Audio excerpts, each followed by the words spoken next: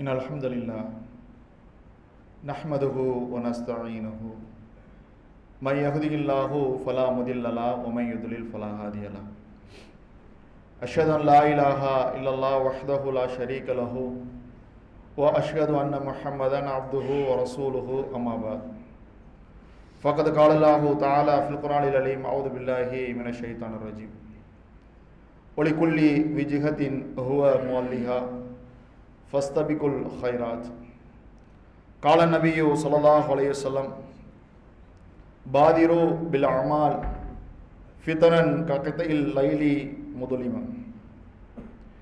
கண்ணியத்திற்குரிய எல்லாம் வல்ல அல்லாஹ்வின் நல்லடியார்களே, அல்லாஹுடைய மாபெரும் கிருபையினால் அவன் நமக்கு விதித்திருக்கின்ற ஜும்மா என்ற வணக்கத்தை நிறைவேற்றுவதற்காக நாம் எல்லாம் இங்கு ஒன்று குழுமி இருக்கின்றோம்.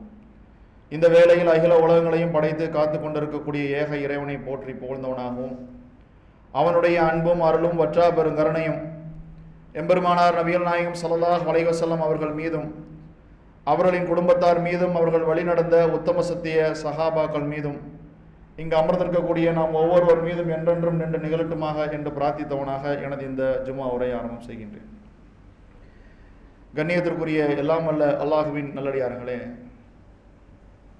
இந்த உலகத்தில் வாழ்ந்து கொண்டிருக்கக்கூடிய ஒவ்வொரு மனிதனும் நிச்சயமாக இந்த உலக வாழ்க்கையிலேயே நிலைத்திருக்க மாட்டான் என்ற புரிதலோடும் மரணம் கண்டிப்பாக நம்மை வந்து அடையும், அதற்கான நேரத்தையும் காலத்தையும் அறியாதவனாக மனிதன் வாழ்ந்து கொண்டிருக்கின்றான்.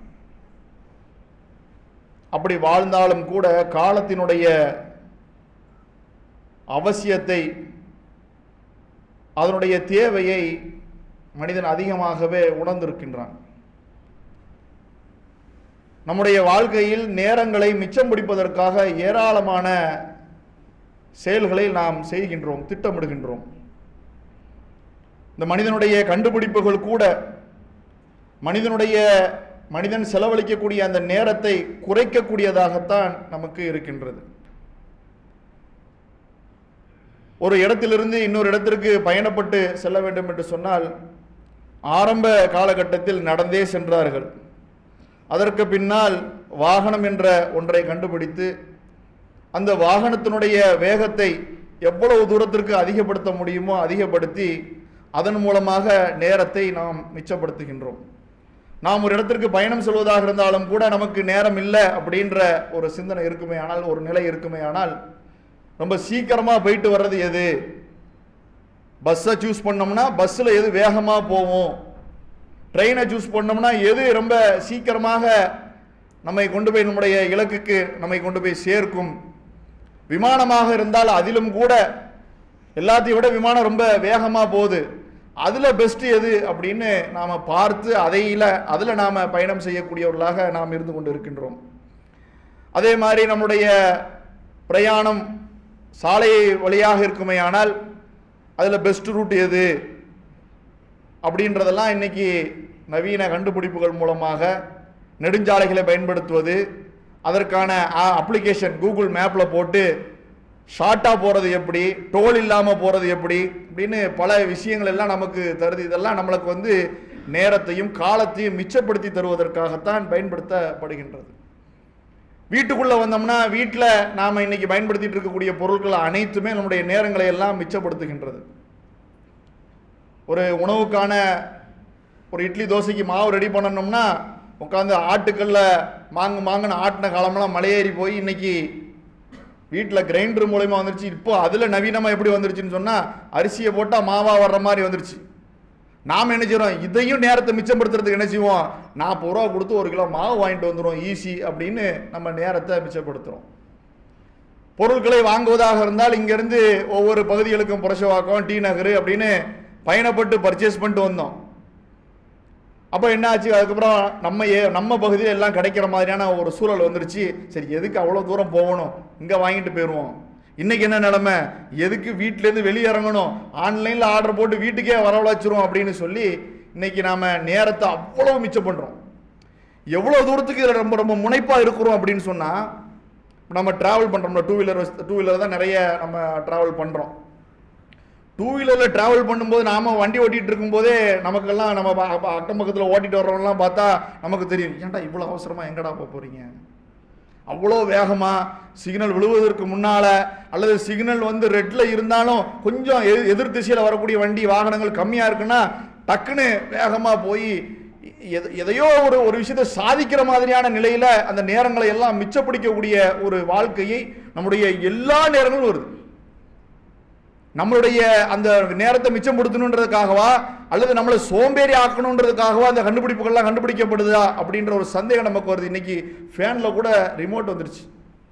எந்திரிச்சு போய் சுவிட்சில் போய் திருக்கி ஃபேனை போடுற காலம் போய் இன்னைக்கு எல்லாமே ரிமோட்டில் ஆக்சஸ் பண்ணுறது. இப்போ அதை தாண்டி வந்துருச்சு. இங்கே உட்காந்துக்கிட்டே ஹே கூகுள், ஹே அலெக்ஸா, அது இதுன்னு வாய்ஸ்லேயே வீட்டை ஆக்டிவேட் பண்ணுறதுக்கு உண்டான லெவல்லாம் வந்துருச்சு. இப்படி நம்மளை நேரத்தை நிறைய மிச்சப்படுத்துறதுக்கு உண்டான நவீன சாதனங்கள், புதிய புதிய கண்டுபிடிப்புகள் நமக்கு வந்திருக்கின்றது. நாமும் அதை பயன்படுத்துகின்றோம். பயன்படுத்துவது குற்றமான்னு கேட்டால் அப்படிலாம் குற்றம்லாம் கிடையாது. நம்ம அதை சொல்ல வரல. சரி, இப்படி நேரத்தெல்லாம் மிச்சம் பிடிக்கிறோம்ல, வாகன பிரயாணமாக இருக்கலாம், பயணமாக இருக்கலாம், அல்லது சாப்பிடுவதாக இருக்கலாம், எல்லாத்திலையும் நேரத்தை மிச்சம் பிடிச்சி வச்சிருக்கிறோம். என்ன செய்கிறோம் அப்படின்னு கேட்டால் அந்த நேரத்தை ஒரு பைசாவுக்கு பிரயோஜனம் இல்லாமல் நம்ம செலவு பண்ணிகிட்டு இருக்கிறோம். வேகமாக ஒருத்தருங்க ஏது காலையில் கடைக்கு போகணும்னு கடையில் போய் உட்காந்து கடையை திறந்து எல்லாத்தையும் ரெடி பண்ணி வச்சுட்டு உட்காந்துட்டு இருக்கிறாரு. என்ன செய்கிறாரு? டக்குன்னு தூக்கி ஃபோனில் உட்காந்துட்டு வேலையை பார்த்துட்டு இருக்கிறார்.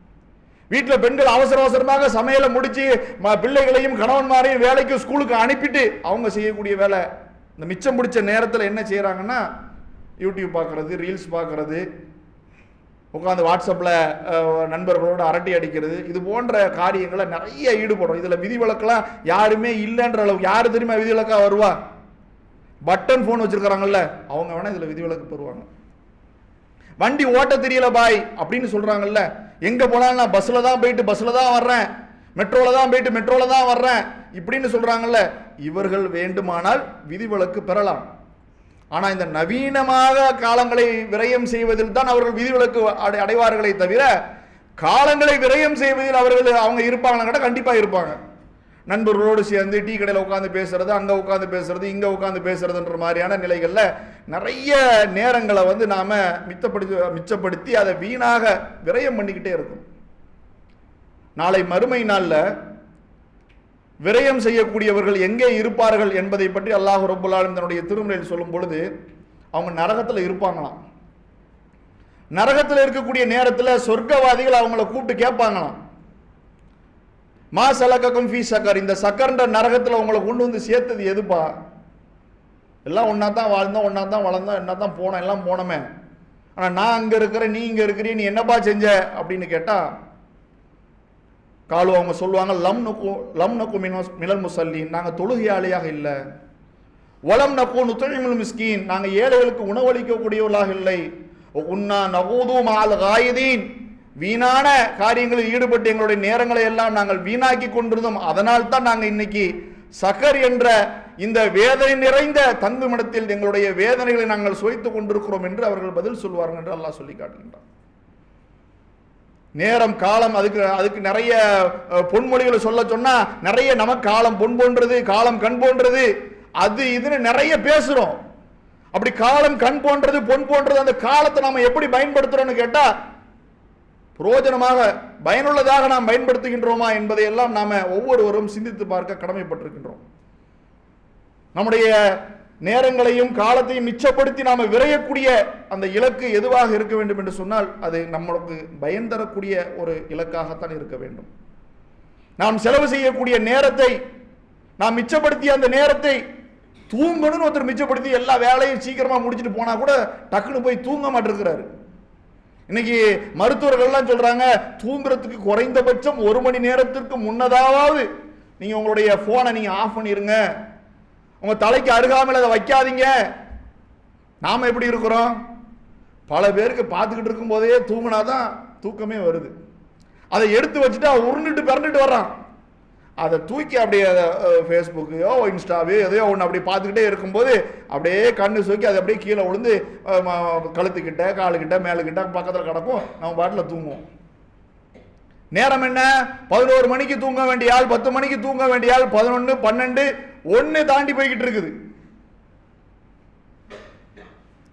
நேரம் குறித்து அல்லாஹ் ரப்புல் ஆலமீன் ஏராளமான இடங்கள்ல சொல்லி காட்டுறான். நீங்க குர்ஆன்ல நீங்க நமக்கு தெரிந்த அத்தியாயங்களிலேயே காலத்தை நேரத்தை பற்றி அல்லாஹ் ரப்புல் ஆலமீன் நிறைய நமக்கு சொல்றான். எப்படி சொல்றான்னு சொன்னா இது முக்கியம் அவசியம் அப்படின்னு சொல்லலை.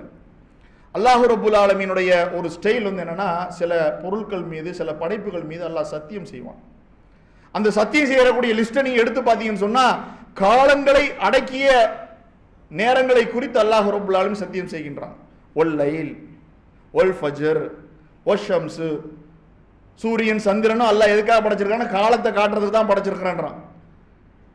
இப்படி இரவின் மீது பகலின் மீது வானத்தின் மீது சூரியன் மீது சந்திரன் மீது காலத்தின் மீது என்று அல்லாஹ் ரப்புல் ஆலமீன் காலத்தை ஒவ்வொரு நேரத்திலும் மனிதனுக்கு நினைவூட்டி கொண்டே இருக்கின்றான். இன்னும் சொல்வதாக இருந்தால் அல்லாஹ் ரப்புல் ஆலமீன் நுட்பமானவன் தானே. காலத்தினுடைய அந்த அவசியத்தை நம்ம உணரணும் அப்படின்றதுக்காக, காலத்தை பற்றிய சிந்தனை எல்லாருடைய நினைவிலும் இருக்க வேண்டும் என்பதற்காக அல்லாஹ் ரப்புல் ஆலமீன் நமக்கு விதியாக்கக்கூடிய அந்த கடமைகளை கூட காலத்தோடு சேர்த்து தான் சொல்றான். தொழுகை இறை விசுவாசம் கொண்டவர்களுக்கு நேரம் குறிக்கப்பட்ட கடமை. ஃபமன் ஷஹித மின்கும் ஷஹர், யார் அம்மாதத்தை அடைகிறாரோ ஃபல் யசுமுஹு, அவர் அந்த மாதத்தில் நோன்பு நோக்கட்டும். ரமலான் மாதத்தில் நோன்பு நோக்கிறது இருக்குல்ல, அது ஒரு மாதம் என்பது ஒரு காலம். யார் அந்த மாதத்தை அடைகிறாரோ அந்த மாதத்தில் நீங்க நோன்பு வைத்துக் கொள்ளுங்கள். தொழுகை நேரம் குறிக்கப்பட்ட கடமை.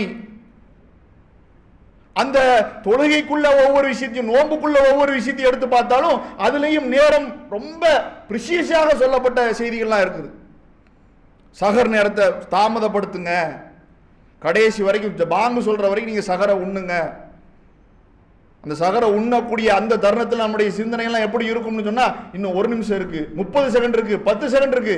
வாழ்க்கையில அதை தாண்டி வேற ஏதாவது ஒரு சந்தர்ப்பங்கள்ல இப்படி 1 நிமிடம் 30 செகண்ட் 10 செகண்ட் நாம கணக்கிட்டது உண்டான்னு கேட்டா கணக்கிட்டதே கிடையாது. வேணா இஃப்தார்ல கணக்கிட்டு இருப்போம். ஏன் ரசூலா இஃப்தாருக்கு சொல்றாங்க, நீங்க நோன்பு திறக்கிறத விரைவுபடுத்துங்க. நாம உட்கார்ந்து டைம் பார்த்துட்டு இருந்தா 10 செகண்ட் 10 நிமிஷமா ஓடிக்கிட்டு இருக்கும். ஆனா நாம சாதாரணமான யதார்த்தமான வாழ்க்கையில் நம்ம வாழும்போது 10 வருடம் என்பது 10 நிமிடம் போல் கடந்துகிட்டு இருக்கும். நேரம் ஒவ்வொன்றும் கடக்க கடக்க நம்முடைய ஆயுள்களுடைய எண்ணிக்கை, அந்த அளவுடைய அந்த காலத்துடைய அளவு குறைந்து கொண்டே இருக்கின்றது. லண்டன்ல ஒரு கிளாக் ஒன்று வச்சிருக்கிறாங்க, கார்பஸ் கிளாக் அப்படின்னு சொல்லிட்டு. அந்த கிளாக் வந்து நம்மளை மாதிரி சாதாரண முள் வச்சுதான் இருக்காது. அந்த முள்ளை காட்டுறதுக்கு ஒரு எல்இடி மட்டும் தான் வச்சிருக்கிறான். அந்த கிளாக் வந்து எப்படி வடிவமைச்சிருக்கிறான்னா தங்கத்தால தான் செஞ்சிருக்கிறான். அதுக்கு மேலே வந்து ஒரு பூச்சி செஞ்சு வச்சிருக்கிறான். ஒவ்வொரு செகண்டும் அந்த பூச்சி வாயை பொளந்து பொளந்து அது மூடுவது. அது எதை காட்டுதுன்னா, ஒவ்வொரு நிமிடமும் ஒவ்வொரு வினாடியும் கடக்க கடக்க உன்னுடைய வாழ்க்கையில் ஒவ்வொன்றாக ஒவ்வொரு நிமிஷமும் கழிஞ்சிக்கிட்டே இருக்குது அப்படின்றத காட்டுறதுக்காக அதை அப்படி படைச்சு வச்சிருக்கிறான். சில நேரத்தில் அந்த கிளாக் வேகமாக சுத்துமா, ஒரு செயின் மாதிரி போட்டிருக்கிறான், அது வேகமாக சுத்துமா, சில நேரத்தில் ஸ்லோவாக சுத்துமா. இதெல்லாம் மனிதனுடைய வாழ்க்கையை பிரதிபலிக்கக்கூடிய சந்தோஷமான நிகழ்வுகள்லாம் ரொம்ப சீக்கிரமாக கடந்து போகும். கஷ்டத்தில் இழப்புல நஷ்டத்தில் இருக்கும்போது ரொம்ப ஸ்லோவாக இருக்கும்ல, அதெல்லாம் அது உணர்த்தும். ஆனால் மணி பார்க்கறதுக்கு தனியாக ஒரு எல்இடி மாதிரி வச்சிருக்கிறான். அதை நம்ம பார்க்கும்போது மணியை கண்டுபிடிச்சிட முடியும். ஆனால் அந்த அந்த அந்த கடிகாரத்தினுடைய இயக்கம் இருக்குல்ல, அது இப்படியான ஒரு ஒரு ஒரு மனிதனுடைய வாழ்க்கையை, நேரத்தினுடைய அவசியத்தை மனிதன் உணர வேண்டும். அவனுடைய நேரம் முதல் ஒவ்வொரு நிமிடங்கள் கழிய கழிய கழிய அவன் மரணத்தை நெருங்கி கொண்டிருக்கிறான் என்பதை அவன் உணர வேண்டும் என்ற அந்த சிந்தனையோடு அதை தயார் செய்து வைத்திருக்கின்றான். அதில் கூட அலாரம் கூட எப்படி அடிக்குமான்னா, சவப்பட்டியில் ஆணி அடிக்கிற சவுண்டு கேட்குமா. அப்போ அந்த இது அப்படி லைட்டாக நீங்கள் அப்படி பார்த்தீங்கன்னா என்ன தெரியுதுன்னா, ஒரு மரணத்தை, என்னுடைய வாழ்க்கையில் மரணத்தை நீ எண்ணிக்கிட்டு இருக்கிறப்பா அப்படின்றத உணர்த்தக்கூடிய அளவுக்கு அந்த கடிகாரத்தை பயன்படுத்தி இருக்கின்றான். நபிகள் நாயகம் ஸல்லல்லாஹு அலைஹி வஸல்லம் அவர்கள் கூட நமக்கு சொல்லும் பொழுது, மரணம் ரொம்ப சமீபத்தில் இருக்குது, மறுமை ரொம்ப சமீபத்தில் இருக்குது என்றெல்லாம் நமக்கு சொல்லி தந்திருக்கிறாங்க. எப்போ வரும்னு தெரியாது, அது அல்லாஹ்வுடைய அவனுக்கு மாத்திரமே தெரியக்கூடிய விஷயங்கள்ல என்னது, நான் எங்க மரணிப்பேன்றது எனக்கு தெரியாது, அல்லாஹ்வுக்கு தான் தெரியும், எப்பன்னு தெரியாது. மறுமை நாள் எப்போ வரும் அவனுக்கு மட்டும்தான் தெரியும்.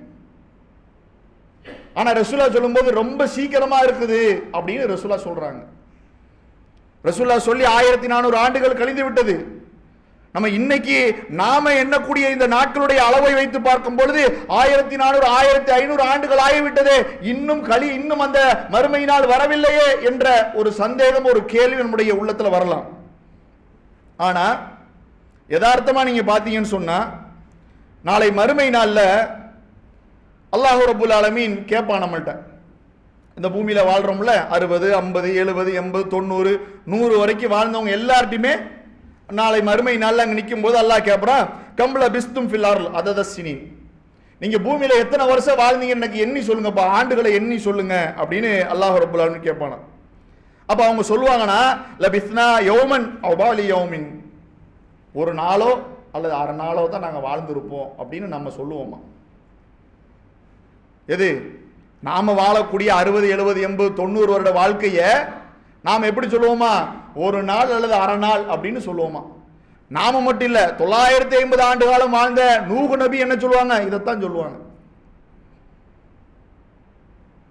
சொல்லிட்டு அவங்க அந்த மக்கள் சொல்லுவாங்களாம், கணக்கிடக்கூடியவர்களை வந்து நீ என்ன கேட்டுப்பாரு அப்படின்னு அவங்க சொல்லும் போது அல்லாஹ் சொல்லுவானா, இன்ல பிஸ்தும் இல்லா கலீலா, நீங்க ஒரு நாள் இல்லை பாதி நாள் இல்லப்பா, கொஞ்ச நேரம் தான்ப்பா நீங்க வாழ்ந்துருக்கிறீங்க, உங்களுக்கு அது தெரியாது அப்படின்னு அல்லாஹ் சொல்லுவானா. 1400 ஆண்டுகள் தாண்டி நம்ம மறுமை நாளை சந்திக்காம இருக்கிறோமே அப்படின்ற கேள்வியை நம்ம முன் வச்சோம்னா, நாளை மறுமை நாள்ல நம்முடைய வாக்குமூலத்தை அல்லாஹ் ரப்புல் ஆலமீன் தன்னுடைய திருமறை மூலமாக நமக்கு நினைவுபடுத்துகின்றான். ஒரு நாளோ பாதியோ என்று நாம் சொல்லும் பொழுது அல்லாஹ் மறுபதில் சொல்லுவான், இல்லை இல்லை, குறைந்த நேரம்தான் நீங்கள் வாழ்ந்திருக்கிறீர்கள் என்று அல்லாஹ் சொல்லுவான். இதுக்கு தான் இவ்வளவு ஓட்டமும் இவ்வளவு தேட்டமும், எவ்வளவு வேகம், எவ்வளவு ஒவ்வொரு விஷயத்துக்கும் நாம விரைந்து செல்லக்கூடியவர்களாக இருக்கின்றோம். இன்னும் சொல்ல போனா நமக்கு என்னன்னா, நமக்கு அல்லாஹ் நன்மையை கொடுத்துட்டானே நம்ம நம்புறோம். அல்லாஹ் நமக்கு நிறைய நன்மைகளை கொடுத்துட்டான். எதை வச்சு நம்ம நம்புறோம்? அல்லாஹ் நமக்கு தேவையான எல்லா பொருளாதாரத்தையும் நமக்கு தந்திருக்கிறான், குழந்தை குட்டியெல்லாம் தந்திருக்கிறான். இதெல்லாம் அல்லாஹ் நமக்கு வேகமாக தானே நமக்கு தந்திருக்கிறான். டக்குன்னு கல்யாணம் முடிஞ்ச உடனே குழந்தை பாக்கியத்தை எல்லாம் கொடுத்துட்டான். படித்து முடித்த உடனே வேலை கிடச்சிருச்சு, கை நிறைய சம்பளம், அல்லது அத்தாவுடைய தொழிலை பார்க்கறதுக்கு உண்டான நான் படிக்கும்போதே கடையிலிருந்து வியாபாரம் பண்ணக்கூடிய அளவுக்கான ஒரு வாய்ப்பை எனக்கு எல்லாம் ஏற்படுத்தி கொடுத்துட்டான். இதெல்லாம் எல்லாம் எனக்கு கொடுத்துருக்க நன்மை தானே அப்படின்ற மாதிரியான ஒரு சிந்தனையில் வந்து மனிதன் இருக்கிறான். ஆனால் அல்லாஹ் ரப்புல் ஆலமீன் சொல்கிறான், அப்படி இல்லை, அந்த மாதிரி நீங்க நினைச்சு விடாதீங்க அப்படின்னு சொல்லிட்டு, யாரெல்லாம் நன்மை வழங்கக்கூடியவர்கள், அல்லாஹ்வுடைய அந்த நன்மை விரைந்து வழங்கப்பட்டவர்கள் அப்படின்னு அல்லாஹ் ரப்புல் ஆலமீன் திருமணி சொல்லும்போது, வல்லதீனஹும் பி ரப்பிஹிம் லா யுஷ்ரிகூன், அவர்கள் அல்லாஹ்வுக்கு இணை கற்பிக்காதவர்களாக இருப்பார்கள். வல்லதீன யூதுன மஆது வ குலூபுஹும் வஜிலத் அன்னஹும் இலா ரப்பிஹிம் ராஜிஊன், தம் இறைவனிடமே திரும்பி சொல்ல போக இருக்கின்றோம் என்று அவர்கள் உள்ளங்கள் அஞ்சிய நிலையில் அவங்க கொடுக்கக்கூடிய அந்த தர்மத்தை, செய்ய வேண்டிய அந்த பணிகள் எல்லாத்தையும் அவர்கள் செய்வார்கள். சொல்லிட்டு அல்லாஹ் சொல்றான், யுசாரிஊன ஃபில் ஹைராத் உலாயிக யுசாரிஊன ஃபில் ஹைராத் வஹும் லஹா சாபிகூன், இவர்கள் தான் நன்மையில் விரையக்கூடியவர்கள். நன்மையில தான் விரையணும். நன்மையில விரையக்கூடியவருடைய உள்ளமும் எண்ணமும் எப்படி இருக்க வேண்டும் என்று சொன்னால், அல்லாஹ்வை பற்றிய சிந்தனை இருக்க வேண்டும். நாளை மறுமையில் அவனிடமே நாம் திரும்ப செல்ல இருக்கின்றோம் என்ற அந்த பயம் இருக்க வேண்டும். நமக்கு வழங்கியதில் நாம் பிற மக்களுக்கு கொடுத்து அந்த பணியை நாம் செய்திருக்க வேண்டும். நன்மையான காரியத்தில் நாம் எந்த நேரங்களை எல்லாம் மிச்சப்படுத்தி வாரி சுருட்டி நாம் வைத்திருக்கின்றோமோ அந்த நேரங்களை எல்லாம் நன்மைகளை செய்வதற்குண்டான நேரமாக நாம் அதை ஆக்கிக் கொள்ள வேண்டும். இவர்கள்தான் நன்மைக்காக விரையக்கூடியவர்கள். ஒவ்வொருவருக்கும் ஒரு இலக்கு இருக்கின்றது. அந்த இலக்குல நீங்க அடையணும்னு சொன்னா ஃபஸ்தபிகுல் ஹைராத், நீங்க நன்மைக்கு முந்துங்க. முந்துறவங்க தான். நாம இப்ப இன்னைக்கு இருக்கும்போது ஆஃபர்லாம் போடுறாங்களங்க. ஆஃபர் போடும்போது என்ன நடக்கும்? நம்ம பாட்டில் இஷ்டத்துக்கு போன அந்த ஆஃபர் இருக்குமா? போன உடனே சொல்ல, பாய் நேற்று வரைக்கும் வந்துச்சு, முடிஞ்சிருச்சு ஆஃபரு, கடைசி பீஸ் இப்போதான் வாங்கிட்டு போறாரு, ஆஹா மிஸ் பண்ணிட்டோமே, கொஞ்சம் முன்னாடி வந்திருக்கலாமே அப்படின்னு நம்ம செய்வோம்ல. இது மாதிரி நமக்கு நாளை அல்லாஹ்வுடைய அந்த மறுமை விசாரையில் கிடைக்கக்கூடிய பலன்களை எல்லாம் பெற்றுத்தரக்கூடிய நன்மைகளை நாம் முந்தவில்லை என்று சொன்னால் கைசேதப்பட்டவர்களாக நாம் ஆகிவிடக் கூடாது என்பதை நாம் கவனத்தில் கொள்ள வேண்டும். ரசூல் ஸல்லல்லாஹு அலைஹி வஸல்லம் அவங்க சொல்லும்போது சொல்றாங்க, பாதிரு பில் அமால், நீங்கள் நல்ல அமல்களை கொண்டு விரைந்து கொள்ளுங்கள். ஏன் தெரியுமா? குழப்பங்கள், இருள் சூழ்ந்த குழப்பங்கள் உங்களை வருவதற்கு முன்னால் நீங்கள் நன்மையை கொண்டு விரைந்து சென்று விடுங்கள். விரைந்து உங்களுடைய நன்மையான காரியங்கள் நீங்கள் செயல்படுத்தி கொள்ளுங்கள். ஏன்னு சொன்னால், அப்படி இல்லைன்னு சொன்னால் காலையில் ஒருத்தர் முஸ்லீமாக இருப்பார், சாயங்காலம் ஒரு காஃபிடா மாறிடுவார். சாயங்காலம் ஒருத்தர் முஸ்லீமாக இருப்பார், காலையில் ஒரு காஃபிடா மாறி, அப்படியான குழப்பங்கள் நிறைந்த ஒரு இருள் சூழ்ந்த குழப்பங்கள் வரும். அது வருவதற்கு முன்னாடி நீங்கள் நல்ல அமல்களை நீங்கள் சேர்த்துக்காங்க. நல்ல அமல்களில் உங்களுடைய நேரங்களை நீங்கள் பயன்படுத்திக் கொள்ளுங்கள். உங்களுடைய நேரங்களில் வீணானவற்றுக்கும் விளையாட்டிற்கும் நீங்கள் பயன்படுத்தி விடாதீர்கள். இறை மறுப்பாளர்களை பற்றி அல்லாஹ் ரப்பல் ஆலமீன் சொல்லும்போது அவங்களை அப்படி விட்டுருங்க. அவன் விளையாட்டிலேயே வீணிலே கிடக்கட்டும், நாளைக்கு நஷ்டப்பட போது அவன் தான், அவனை விட்டுருங்க அப்படின்னு அல்லாஹ் ரப்பல் ஆலமீன் சொல்லி காட்டுகின்றான். நாம் விட்டுவிடப்படக்கூடிய வீணானவற்றில் செயல்படக்கூடிய அந்த மக்களை எப்படி அல்லாஹ் ரப்பல் ஆலமீன் விட்டுவிட சொல்கின்றானோ அந்த பட்டியலில் நாம் இருக்க வேண்டுமா? நாங்கள் இந்த நரகத்திற்கு வந்ததற்குண்டான காரணம் வீணான காரியங்களில் ஈடுபட்டிருந்தோம், அதுதான் காரணம் என்று சொல்லக்கூடிய பட்டியலில் நாம் இருக்க வேண்டுமா? அல்லது நன்மையான காரியங்களை எல்லாம் முன்கூட்டியே செய்து கிடைக்கக்கூடிய நேரங்களை அல்லாஹுவை துதித்து அல்லாஹ் நமக்கு கடமையாக்கக்கூடிய கடமைகளை எல்லாம் செய்து நமக்கு இருக்கக்கூடிய அந்த பொருளாதாரத்தை தான தர்மங்களில் ஈடுபட்டு நம்முடைய குடும்பத்தை, நம்முடைய வியாபாரத்தை, நம்முடைய சொல்லை, நம்முடைய செயலை அத்தனையும் அல்லாஹ்வும் அல்லாஹ்வுடைய தூதரும் காட்டி தந்த அடிப்படையில் செய்து அதன் மூலமாக சொர்க்கத்திற்கு சென்று நரகத்தில் இருக்கக்கூடியவர்களை கேள்வி கேட்கக்கூடிய இடத்திற்கு நாம் செல்ல வேண்டுமா என்பதை நாம் ஒவ்வொருவரும் சிந்தித்து பார்க்க கடமைப்பட்டிருக்கின்றோம். குர்ஆன்ல நிறைய இடங்களில் சொல்லும்போது யுசாரிஊன ஃபில் ஹைராத், அல்லாஹ்வுடைய மன்னிப்பிற்காக நீங்கள் விரையுங்கள். அந்த மன்னிப்பு வானங்களையும் பூமியையும் உள்ளடக்கியக்கூடியதாக இருக்கின்றது. அது இரையச்சமுடையவர்களுக்காக தயார் செய்யப்பட்டிருக்கின்றது என்று சொல்லி காட்டுகின்றான். அந்த இரையச்சமுடையவர்களாக நாம் இருக்க வேண்டும். நமக்கான தயாரிப்பான அந்த சொர்க்கத்திற்குள் நாம் பிரவேசிக்க வேண்டும் என்று சொன்னால் நமக்கு இருக்கக்கூடிய நேரத்தையும் காலத்தையும் எவ்வளவு தூரத்துக்கு நாம் மிச்சப்படுத்துகின்றோமோ, அல்லது நம்மளுடைய செயல்களில் நம்ம பயணத்தில் இருக்கும்போது கூட சரி, நாம வண்டி ஓட்டிட்டு இருந்தாலும் சரி, நாம சமைச்சுக்கிட்டு இருந்தாலும் சரி, நாம தூங்குறதுக்கு முன்னாடியும் சரி, அல்லாஹ்வை நினைவு கூறக்கூடியவர்களாக நாம் இருப்போமே ஆனால் நிச்சயமாக நம்முடைய நேரத்தையும் காலத்தையும் அல்லாஹ்வுடைய நினைவை கொண்டு நன்மைகளை முற்படுத்தக்கூடிய ஒரு நிலையில் நாம் அமைத்துக் கொள்வோமே ஆனால் நாளை மறுமையில் வெற்றி பெறலாம். அப்படிப்பட்ட வெற்றி பெற்ற கூட்டத்தில் அல்லாஹ் ரப்பல் ஆலமீன் நம் அனைவரையும் ஆக்கி அருள் புரிய வேண்டும் என்று கேட்டுக்கொண்டு என்னுடைய உரையை நிறைவு செய்கிறேன். அஸ்ஸலாமு அலைக்கும்.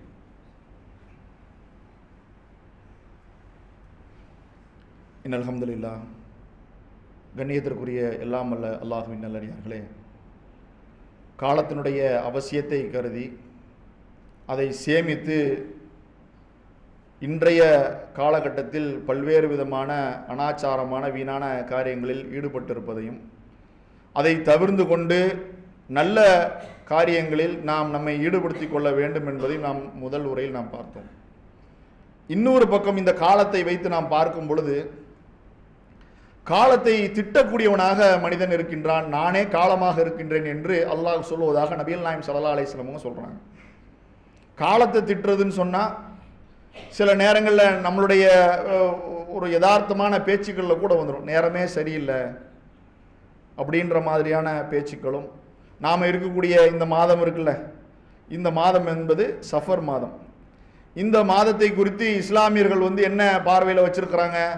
இந்த மாதம் என்பது ஒரு கெட்ட மாதம். இந்த மாதத்தில் திருமணங்கள் அதிகமாக நடைபெறாது. ஒரு குறிப்பிட்ட மாதத்துக்கு ஒரு வருடங்களுக்கு முன்னால் வரையும் முழுவதாக சுத்தமாக இல்லாமல் இருக்கும். கல்யாணமோ நல்ல காரியங்களோ எதுவுமே முழுவதுமாக பேன் பண்ணப்பட்ட மாதமாகத்தான் இந்த சஃபர் மாதம் இந்த சமுதாயத்தில் இருந்துச்சு.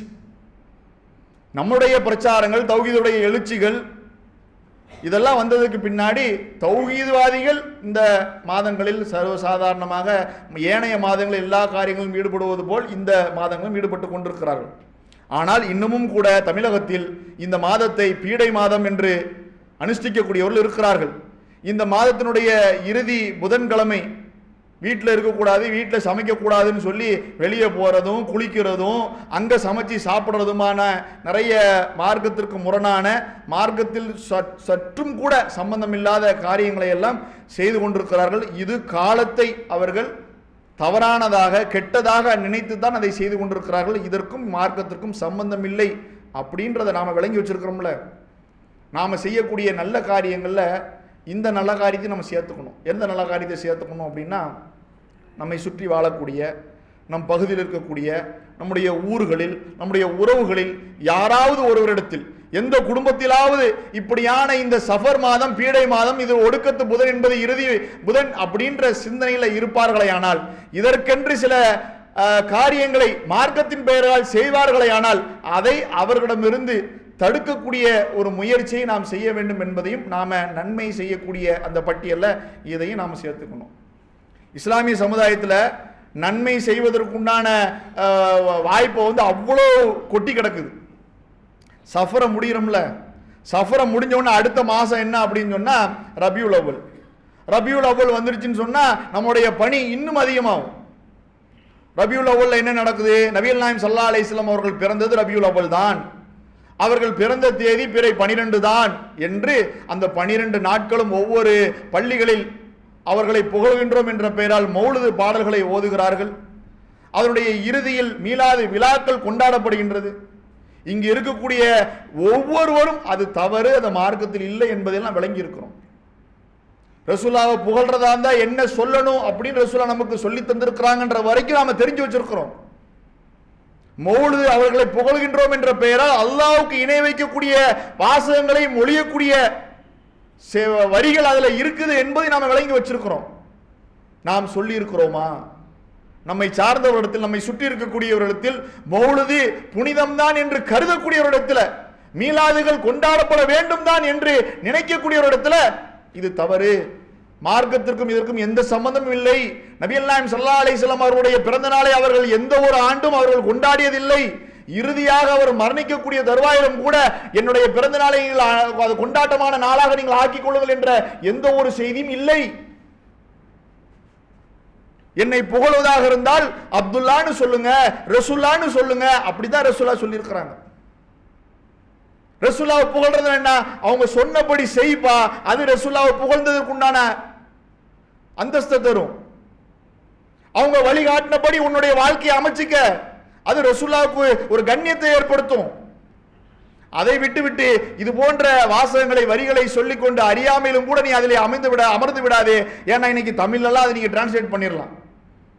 நவீன கண்டுபிடிப்புகளில் ஏஐயும் ஒன்று வந்துருச்சு. எந்த மொழி எதுக்கு உள்ள போட்டாலும் நமக்கு தேவையான மொழியை அது பிரிச்சு கொடுத்துருது. அதெல்லாத்தையும் எடுத்து போட்டு அவனுக்கு காட்டுங்க. இப்படி சொல்லலாமா? முதல்ல பாவங்களை போக்குறது யாரு? அல்லாஹ் தானே. ஆனா அங்க பாருங்க, இந்த வரியில பாவங்களை போக்கக்கூடிய ஒரே உம்மீதா அஸ்ஸலாம் அப்படின்ற ஒரு வார்த்தை இருக்குதே, ரசூலுல்லாஹ் நம்முடைய பாவத்தை போக்குவாங்களா அப்படின்ற கேள்வி அங்க வைக்கணும். இது மாதிரி வரக்கூடிய அடுத்த மாதம், ஒவ்வொரு மாதமும் நாம் மக்களுக்கு இந்த மார்க்கத்தை சரியான முறையில் எடுத்து சொல்லக்கூடிய ஏராளமான பணிகள் நம்மிடம் இருக்கின்றது. நாம் நேரத்தை ஒரு பக்கம் மிச்சம் பண்றோம். அந்த நேரத்தை வீணானவற்றில் கழிக்காமல் நம்முடைய அமல்களை, நமக்கான அமல்களை நாம் செய்வதோடு சேகரிப்பதோடு அல்லாமல் மற்ற மக்களுக்கும் இந்த மார்க்கத்தை நல்ல முறையில் எடுத்து சொல்லி அவர்களையும் இந்த ஏகத்துவத்தின்பால் அழைக்கக்கூடிய பொறுப்பும் கடமையும் நமக்கு இருக்கின்றது. நாளைக்கு நம்மள்கிட்ட பக்கத்தில் இருக்கிறவர் நான் கேட்டேன், பாய் பக்கத்தில் தான் இருந்தார், எனக்கு சொல்லவே இல்லை அப்படின்னு சொன்னால் அல்லாஹுடைய பார்வை, அல்லாஹுடைய கேள்வி நம் மீது திரும்பும் என்பதை கவனத்தில் கொண்டு நமக்கு தெரிந்த இந்த சத்திய மார்க்கத்தை எல்லா மக்களும் கொண்டு போய் சேர்த்து இந்த ஒட்டுமொத்த உம்மத்தும் நபிவழி அடிப்படையிலே நடந்து நாளை மறுமையில் நரகத்திற்கு செல்லாமல் சுவனத்திற்குள் செல்லக்கூடிய ஒரு நல்ல மக்களாக அவர்களை மாற்றுவதற்கு முயற்சி செய்ய வேண்டும். அது நன்மைகள் நமக்கு பெற்றுத்தரும் என்பதை கவனத்தில் கொண்டு அப்படியான ஒரு வாழ்க்கையை அமைத்துக் கொள்வோம். அல்லாஹ் ரப்புல் ஆலமீன் நம்முடைய எண்ணங்களை செயல்வடிவம் கொடுக்க உதவி செய்வானாக என்று கூறிக்கொண்டு என்னுடைய உரையை நிறைவு செய்கிறேன். வாஹிர் தாவானா அல்ஹம்துலில்லாஹி ரப்பில் ஆலமீன். அஸ்ஸலாமு அலைக்கும் வரஹ்மத்துல்லாஹி வபரகாத்துஹு.